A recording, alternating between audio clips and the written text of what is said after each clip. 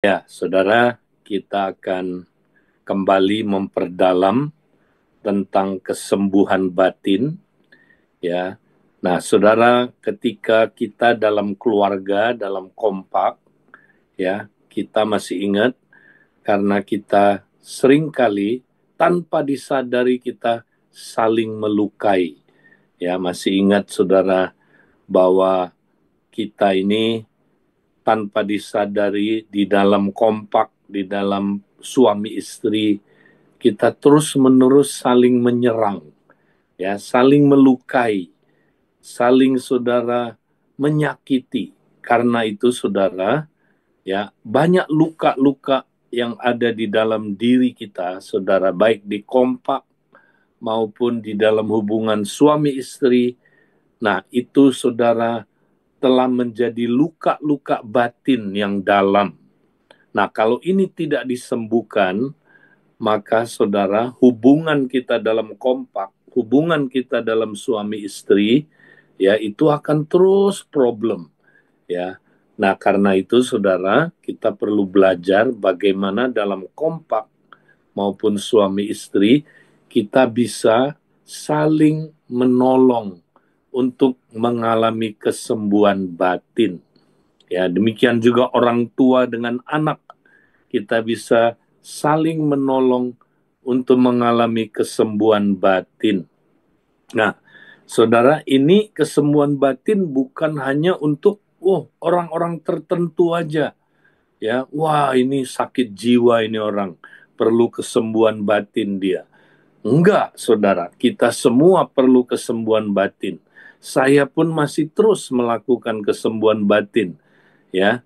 Saya dengan istri saya, ya, saya dengan uh, apa kompak saya, anggota kompak saya, kita bisa melakukan terus kesembuhan batin. Nah, jadi saudara, kita perlu belajar bagaimana kita bisa, ya, mempraktekkan kesembuhan batin. Nah, ini sudah kita bahas lewat video minggu lalu, tapi saya mau kita memperdalam lagi, ya, karena banyak orang yang cuma sekali dengar nggak mengerti, saudara, apa itu kesembuhan batin. Maka kita perlu terus lebih, ya, ulang lagi, kita belajar lagi. Nah, hari ini saya mau kita, saudaraku, belajar benar-benar bagaimana kita mengalami kesembuhan batin. Nah, apa yang terjadi, saudara, kalau kita mau, ya, saudara, mengalami kesembuhan batin, kita harus percaya.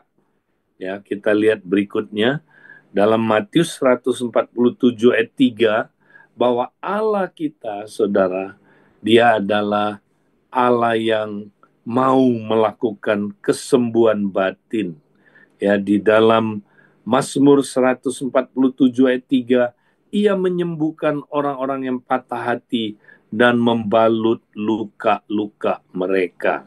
Ya, jadi saudara, Tuhan sangat ingin, ya, menyembuhkan kita. Tuhan sangat ingin, ya, memulihkan luka-luka batin kita, saudara. Itu sebabnya, ya, kita mau percaya, ya, kita mau datang kepada Tuhan yang betul-betul ingin menyembuhkan luka-luka hati kita. Nah, saudara, caranya bagaimana? Ya, kita mesti datang kepada Yesus, gembala dan penasehat ajaib kita. Next, kita lihat, karena Yesus adalah penasehat ajaib kita. Nah, ini kuncinya, saudara. Kalau kita mau mengalami kesembuhan batin, kuncinya adalah kita datang kepada Yesus, gembala dan penasehat ajaib kita. Yesus disebut penasehat ajaib. Ya, ini bukan cuma nama. Ya, nama, saudara, itu menunjukkan apa yang dia lakukan, apa profesinya. Ya, kalau seseorang dikasih nama, saudara, ya, misalnya dia namanya adalah, saudara, ya, seorang yang saudara sesuai dengan arti nama itu, ya, itu bukan sekedar nama, saudara, tapi itu menunjukkan memang ya profesinya orang itu. Nah, Yesus disebut penasehat ajaib karena memang ya dia terus-menerus memberikan nasihat yang ajaib karena sesuai dengan namanya, penasehat ajaib ya. Jadi Yesus, saudara, itu mau memberikan nasihat yang bijak dan ajaib di luar pengertian manusia untuk memberikan pencerahan dan solusi bagi pergumulan dan problem manusia. Saudara, dari namanya kita tahu bahwa Yesus ya, dia suka memberikan nasihat yang ajaib, saudara. Ya, nasihat yang dia berikan bukan nasihat yang biasa, tapi ajaib, saudara. Nasihat yang saudaraku, bisa memberikan pengertian kepada manusia ya, untuk saudara, supaya kita bisa mengatasi ya semua problem pergumulan kehidupan kita. Saudara, hidup di dunia ini tidak mudah. Ya, hidup di dunia ini, saudara, ya sangat rumit, apalagi akhir zaman ini. Ya, kita hidup di dunia yang serba kacau, serba membingungkan. Ya, saudara, makanya hidup di dunia ini, saudara, tidak mudah kalau kita ya tidak, saudaraku, datang kepada penasehat ajaib kita.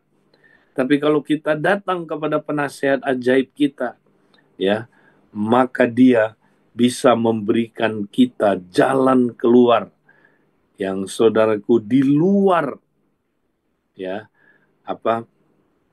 pengertian manusia, sehingga saudara, kita mampu hidup di tengah-tengah dunia yang sangat sulit dan rumit dan yang membingungkan ini, saudara. Itu sebabnya, saudara, kita bersyukur kita punya Allah, ya, kita punya juru selamat yang disebut penasehat ajaib. Nah, bagaimana caranya, saudara, kita boleh, saudara, mengalami nasihat-nasihat ajaib dari dia? Nah, kalau kita, saudara, datang kepada Kristus, ya. Nah, di dalam cerita Markus pasal 2 ayat 3 sampai ayat yang keempat, di situ ada cerita tentang, saudara, ya, 4 orang yang luar biasa. 4 orang ini, saudara, ya, mereka sungguh-sungguh, saudara, mengasihi temannya yang lumpuh. Maka, saudara, mereka membawa kepadanya seorang lumpuh, digotong oleh 4 orang.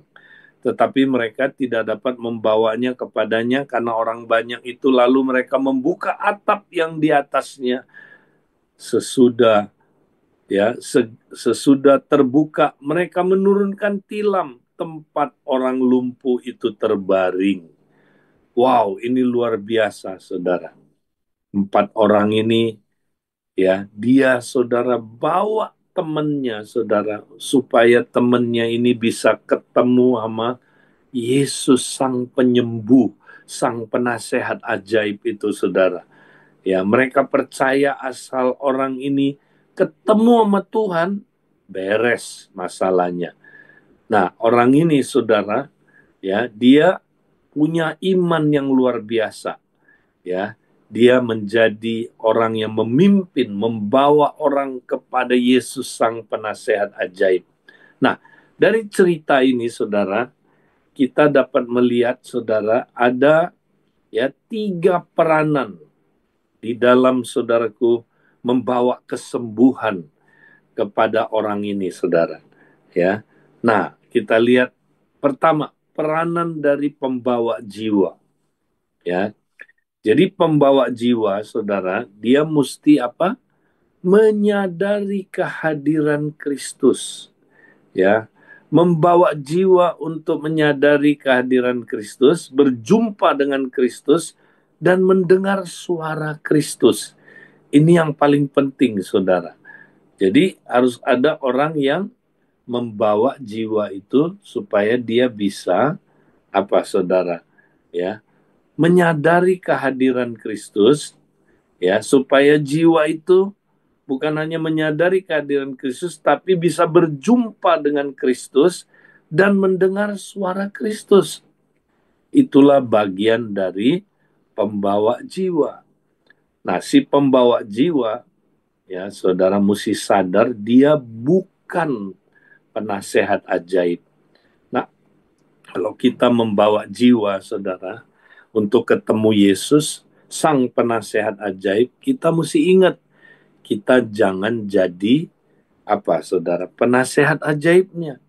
Ya, kita jangan jadi orang-orang yang, saudara, ya, kita lupa bahwa kita seringkali mau mengambil peran Yesus. Wah, kita akan stres, saudara. Jangan. Ya, bagian kita hanya bawa orang itu supaya orang itu yang dengar suara Tuhan. Ya, jadi si pembawa jiwa nggak boleh dengerin suara Tuhan, saudara. Nggak boleh.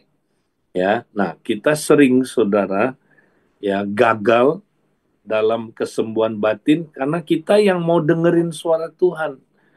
Nggak boleh, saudara.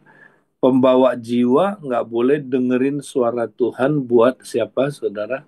Buat orang itu, ya. Nanti orang itu nggak punya pengalaman pribadi, ya, dengan saudaraku Tuhan Yesus, ya.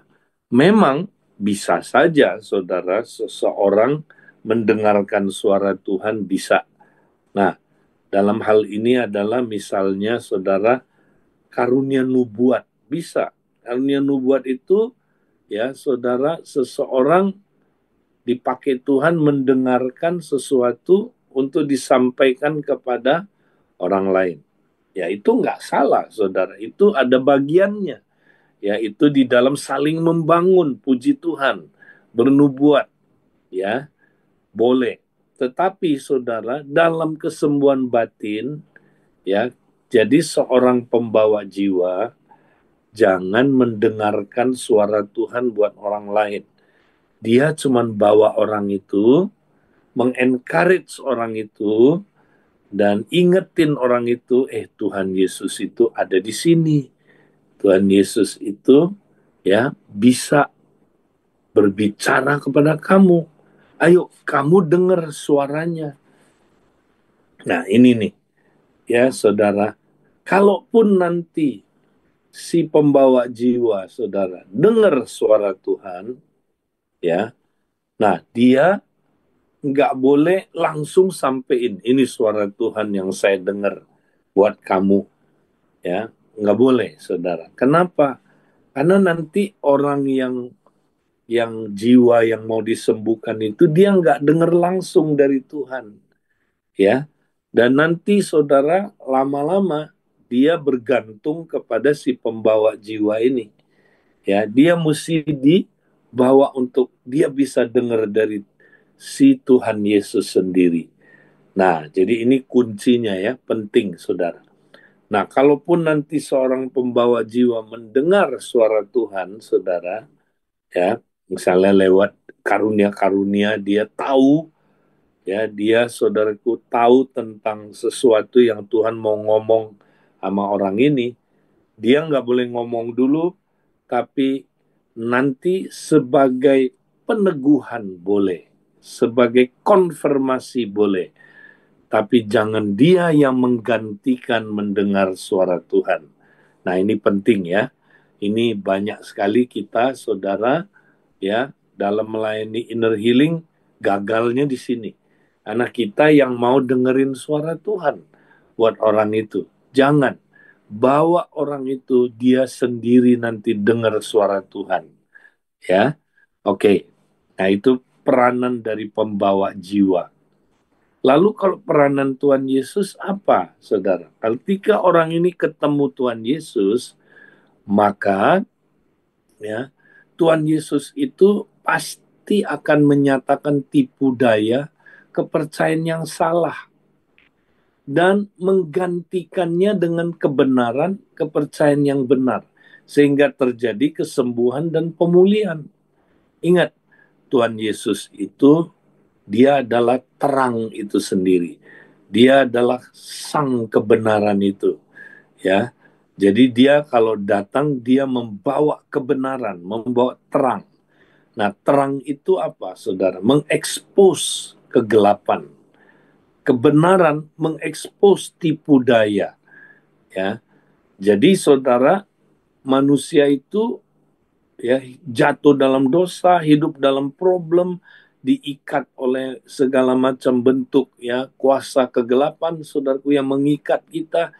Itu semua, saudara, adalah karena manusia tertipu. Ya, jadi manusia tertipu. Ya, coba dosa itu kan karena manusia tertipu, saudara. Coba Adam dan Hawa ditipu sama ular. Jadi tipuan itulah yang menyebabkan manusia, saudara, hidup dalam dosa.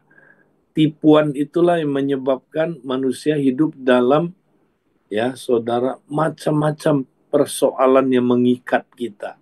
Ya, ikatan-ikatan, ya saudara, juga saudara, yang menyebabkan kita terluka, ya saudara. Itu semuanya, saudara, adalah karena apa, saudara? Manusia ditipu oleh setan.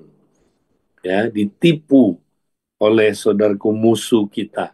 Nah, karena itu, saudara, ya, tipuan harus dibongkar. Tipuan itu mesti dibongkar. Kepercayaan yang salah mesti dibongkar. Nah, Tuhan Yesus nanti akan membongkar itu. Karena dia adalah terang. Dia adalah kebenaran. Ya, kalau kita datang sama dia, kita akan menemukan kebenaran, dan kebenaran itu akan memerdekakan kita. Ya, jadi Tuhan Yesus selalu akan membongkar tipu daya yang ada, membongkar kepercayaan salah yang ada, dan dia akan memberikan kebenaran, kepercayaan yang benar, sehingga terjadi kesembuhan, pemulihan. Nah, itu bagiannya Tuhan Yesus. Ya, oke. Nah, bagiannya sang jiwa yang mau dilayani apa? Dia mesti terbuka, kerjasama dengan Roh Kudus untuk mengalami perubahan hidup lewat pelayanan Kristus, penasehat ajaib itu. Ya, dia mesti apa? Kerjasama, dan dia mesti terbuka. Nah, kalau Roh Kudus bilang lakukan sesuatu, nah dia taat sama Roh Kudus, saudara. Nah, inilah 3 peranan yang mesti ada supaya terjadi kesembuhan batin. Ya, peranan pembawa jiwa, ya, ingat, dia nggak boleh, ya saudara, mendengarkan suara Tuhan buat orang yang dia bawa. Ya, dia cuma tugasnya bawa orang itu yang dia encourage dengar suara Tuhan. Kalau nanti dia dengar juga, dia hanya boleh mengkonfirmasi, bukan untuk apa, saudara, ya, menggantikan orang itu mendengar suara Tuhan. Ya, ini tolong perhatikan ini, saudara. Ini banyak keliru orang melakukan inner healing di sini, ya, sehingga gagal dia mendengar apa, melakukan inner healing.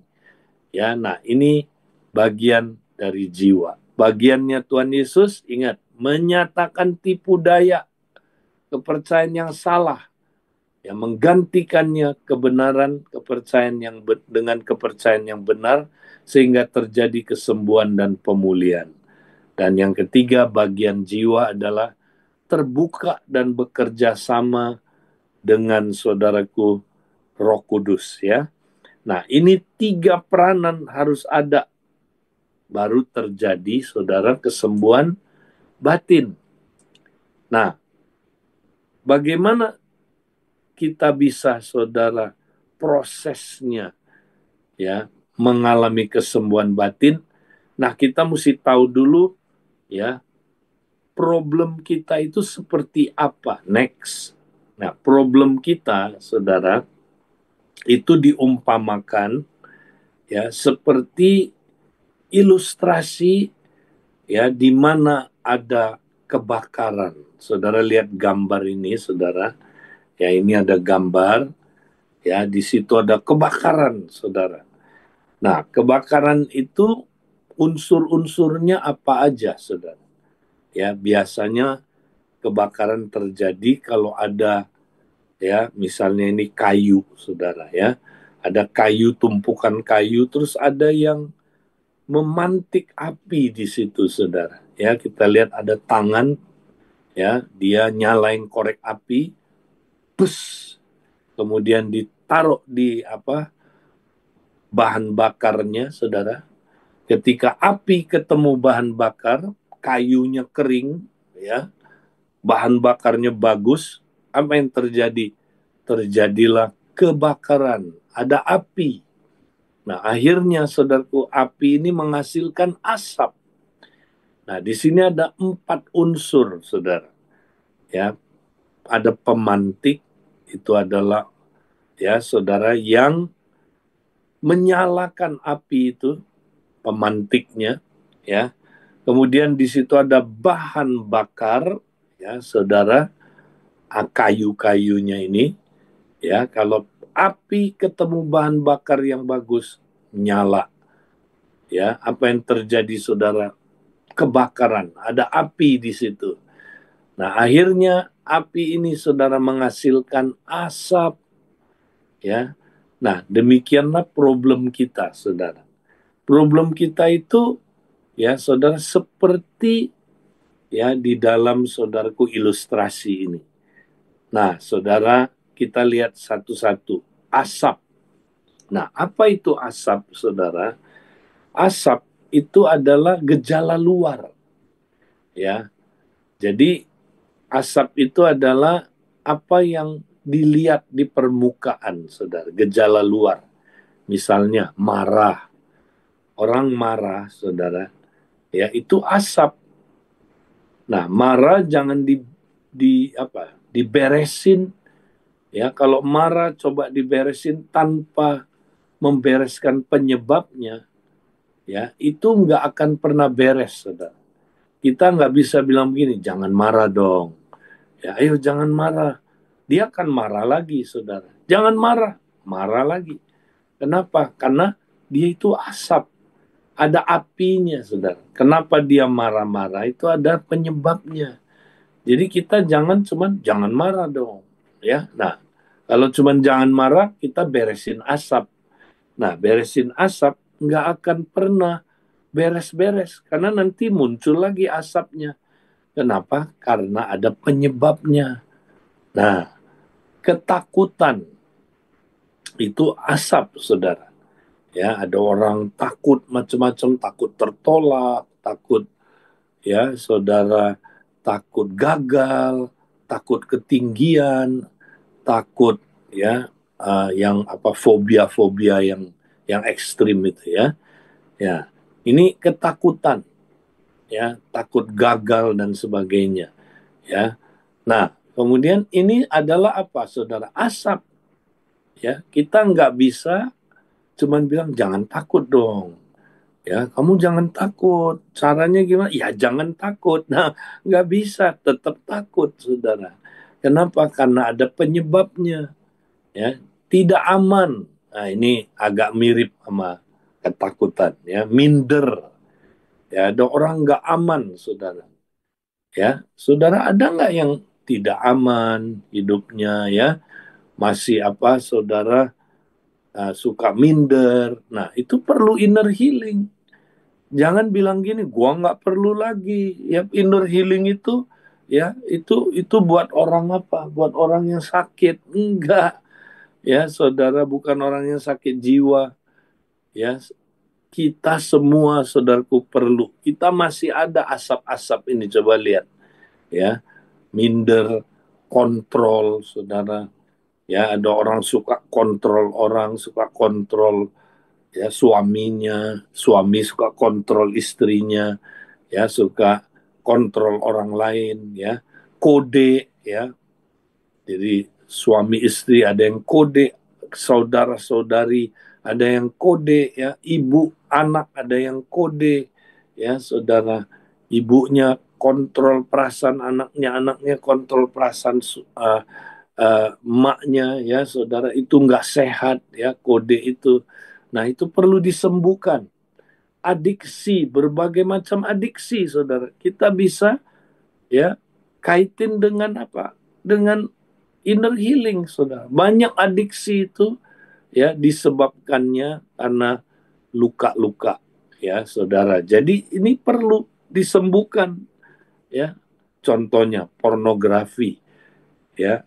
Adiksi pornografi itu bukan sekedar karena adiksi dia suka lihat majalah cabul atau dia suka lihat ya apa saudara internet yang cabul, bukan, ya, bukan cuma itu, bukan, tetapi saudara ada ya luka-luka dalam, ada penyebab-penyebab, ya saudara, ya di mana saudara dia ingin melarikan diri dari luka-luka itu. Nah, maka dia menggunakan apa saudara, menggunakan ya pornografi sebagai apa saudaraku, sebagai ya suatu cara untuk dia melupakan luka-luka itu, untuk dia apa saudara, ya bisa apa saudaraku, ya menghindari apa luka-luka dan trauma itu saudara, ya supaya dia bisa apa saudara mengurangi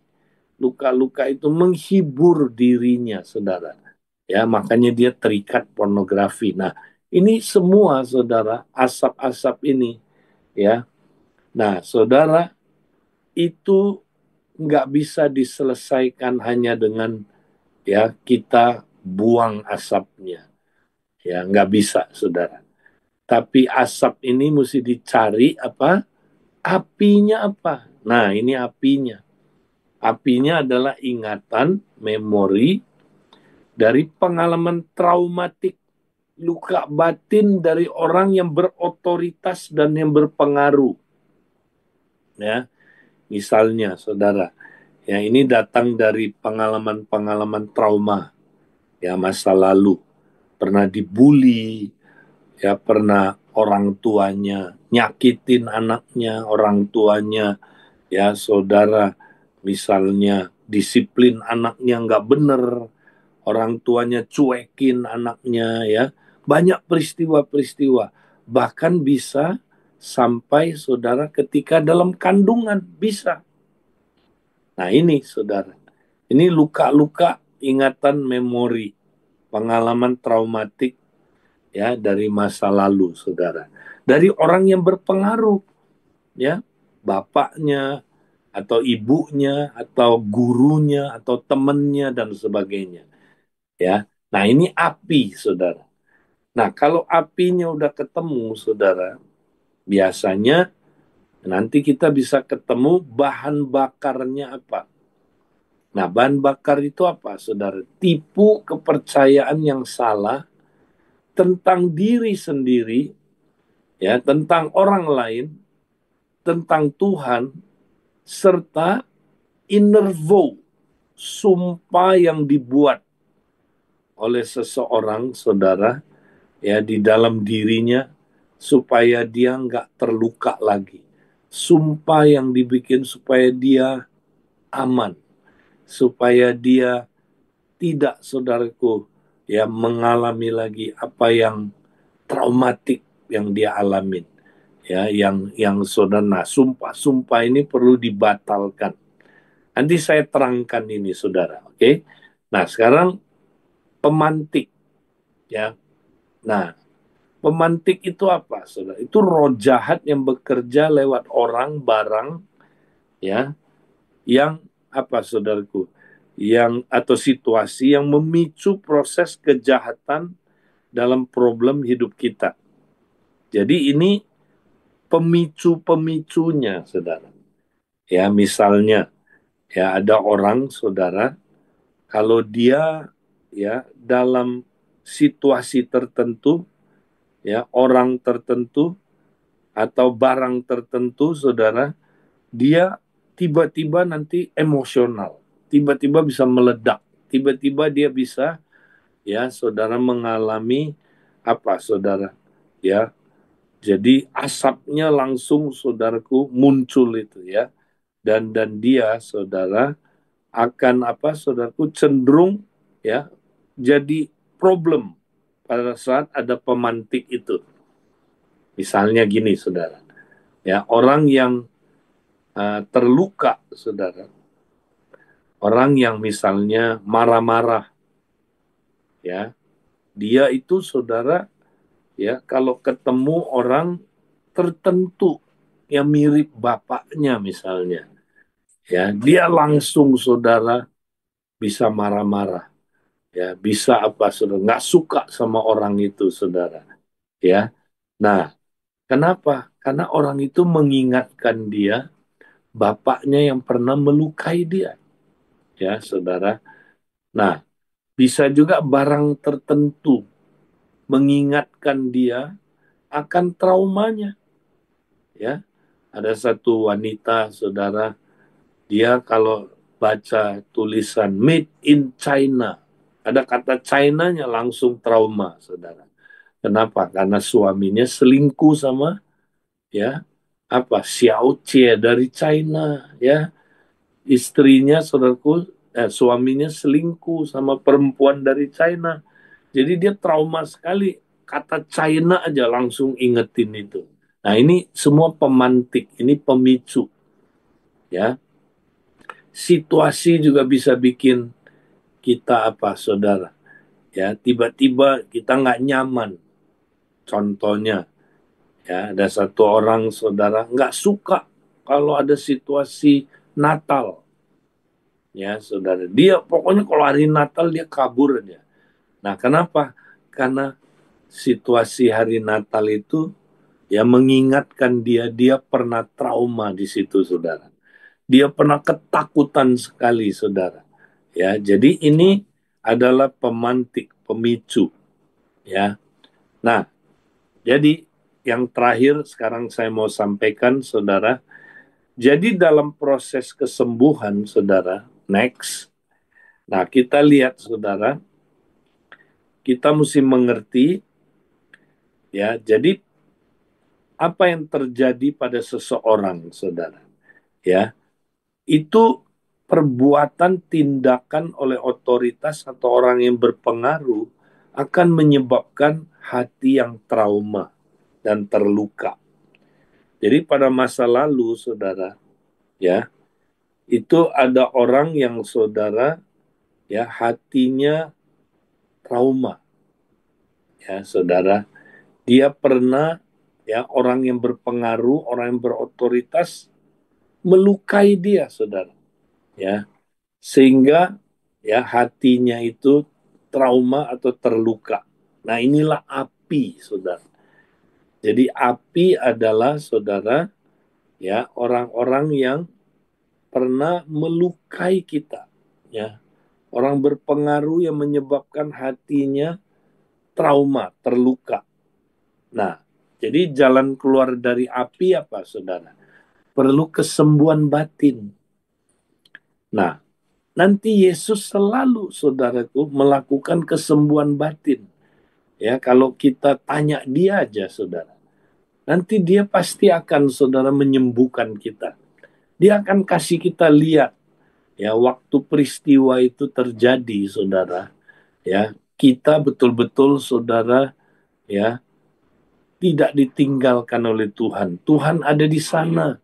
Ya, ternyata Tuhan menyertai kita waktu kita ngalamin luka itu. Ya, nah, itulah, saudaraku, kesembuhan batin. Nah, kemudian kita lihat lagi, saudara, hati yang terluka, ya, trauma tadi, itu pasti menyebabkan kepercayaan yang salah atas diri sendiri, orang lain, dan Tuhan. Ya, nah, ini bahan bakarnya, saudara. Ya, misalnya, ya, yang pertama tadi kan, kalau kita misalnya, saudara, pernah apa, saudara, dikunci di kamar gelap, ya. Nah, apa kepercayaan salah yang akan muncul, saudara? Kalau saudara trauma sama kamar gelap, banyak, ya. Kepercayaan salahnya pertama, tempat gelap banyak setannya. Nah, itu kepercayaan yang salah, saudara. Belum tentu tempat gelap banyak setannya. Ya, tempat terang juga bisa. Ya, karena apa, saudaraku, setan itu Kan katanya dia sebagai apa, saudara? Bisa menyamar sebagai malaikat terang. Jadi nggak selalu tempat gelap banyak setannya, enggak. Ya, tempat terang juga ada setannya, saudara. Nah, itu kepercayaan salah udah masuk. Ya, gelap itu mengerikan, misalnya. Ya, nah itu kenapa? Karena kita pernah trauma, dikurung di tempat gelap. Jadi pengalaman trauma, ya, terluka itu bisa menyebabkan kepercayaan yang salah, ya, baik tentang diri sendiri, orang lain dan Tuhan. Misalnya begini, saudara, ya, saudara dulu saudara di di apa dilukai sama perempuan terus, saudara seorang pria dilukai sama perempuan terus, lama-lama saudara bisa nggak punya kepercayaan yang salah tentang perempuan? Bisa, ya kan? Kepercayaan salah tentang perempuan apa? Perempuan itu jahat, perempuan itu mengerikan, perempuan itu nggak bisa dipercaya, ya kan? Nah, itu. Terus akhirnya saudara, ya, saudara punya kepercayaan yang salah tentang perempuan. Juga bisa punya kepercayaan yang salah tentang diri sendiri, ya. Wah, kalau saudara kena terus, ya, dilecehkan terus sama perempuan, ya. Nah, lama-lama saudara punya gambar diri yang jelek. Ya, saya nggak berarti, saya, ya, kenapa saya dibully terus, ya, saya dilukai terus, berarti saya nggak berharga, ya, saya ini bukan siapa-siapa, saya bukan milik siapa-siapa. Nah, itu bisa punya kepercayaan diri sendiri yang salah. Nah, juga tentang Tuhan bisa, ya. Nah, kita akhirnya saudara, kalau misalnya mama kita yang melukai kita, wanita kan. Nah, kita bisa berpikir karena mama itu kan kayak wakil Tuhan. Nah, lama-lama kita berpikir Tuhan itu kayak mama saya, ya. Tuhan itu kejam misalnya. Tuhan itu, ya, apa? Semena-mena. Tuhan itu nggak tepat janji atau apa, ya, karena kita pernah, saudara, ya, dilecehkan, disakiti oleh ibu kita sendiri, oleh seorang wanita, ya. Nah, jadi banyak kepercayaan yang salah bisa masuk lewat luka-luka dan lewat apa, saudara? Lewat trauma. Nah, ini menjadi bahan bakar, saudara. Ya, ini jadi bahan bakar. Ya, makanya kita, saudara, kalau bahan bakarnya nggak di stop, nggak dibuang, apinya nanti akan terus menyala.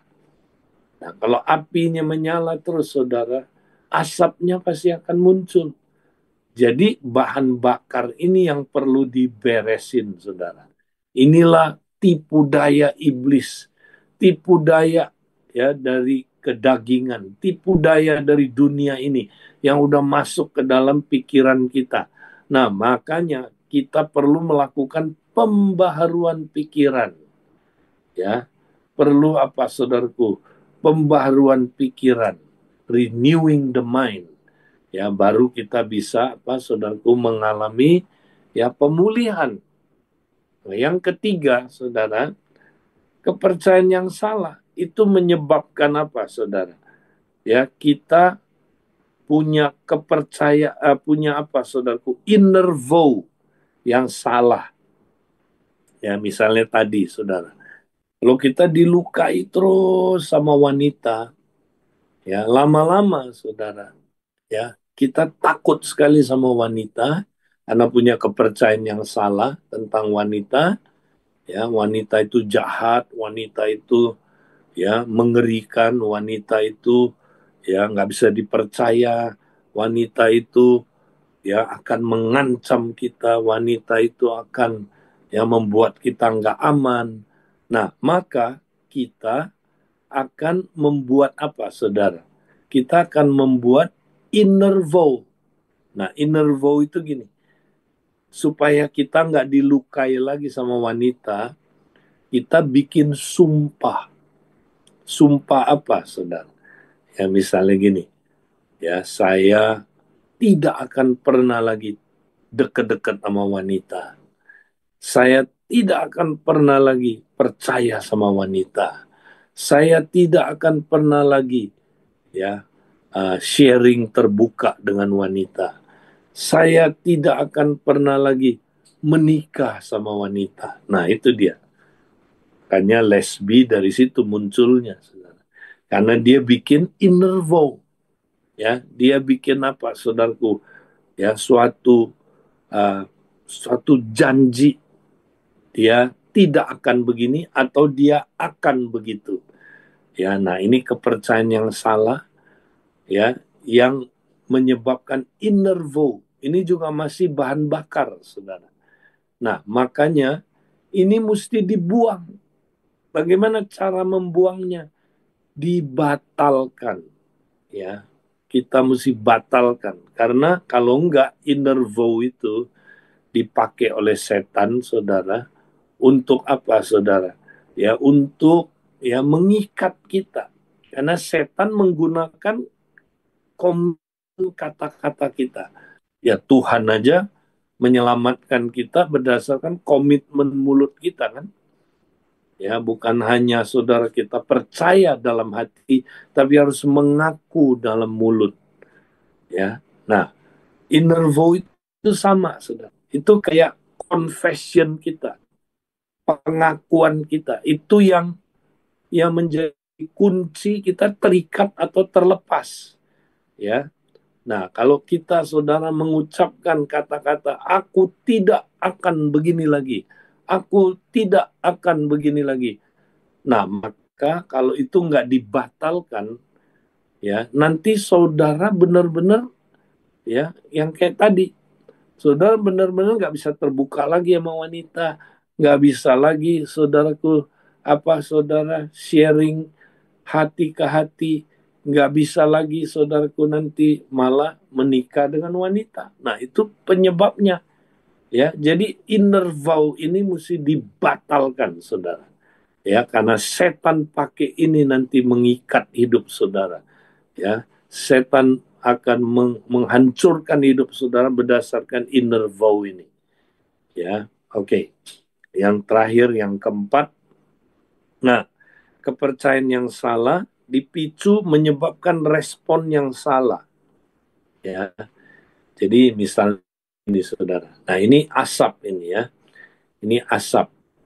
Nah, ini misalnya tadi, ya, supaya nggak lagi apa, saudara, dilukai oleh wanita.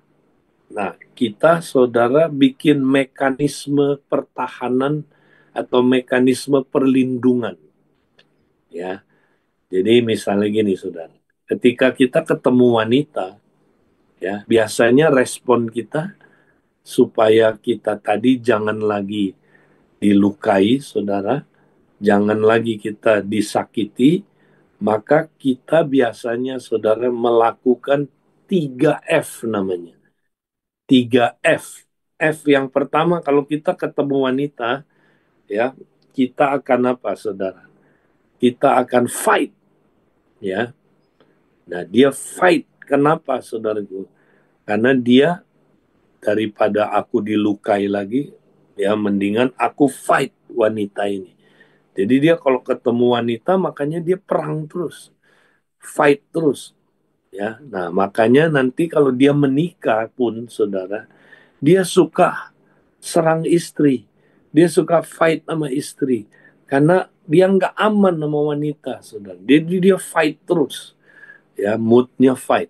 Nah, F yang kedua, ya, kalau dia nggak bisa fight, dia flight, dia lari, ya. Jadi ada orang yang menghindar, nggak mau ketemu wanita, nggak mau. Nah, kenapa, saudara? Karena itu respon yang apa, saudaraku, yang dia lakukan, dia flight.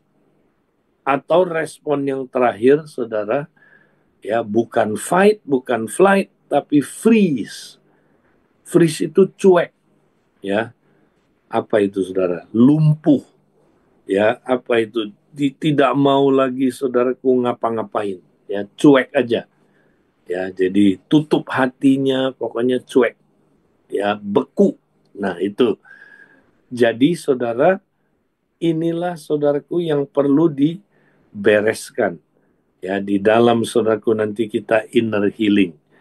Nah ini saya hanya tambahkan supaya saudara yang lakukan inner healing jangan lupa, ya ini poin-poin yang penting, ya kesembuhan batin itu luka-lukanya disembuhin, pembaruan pikiran itu perlu ada apa?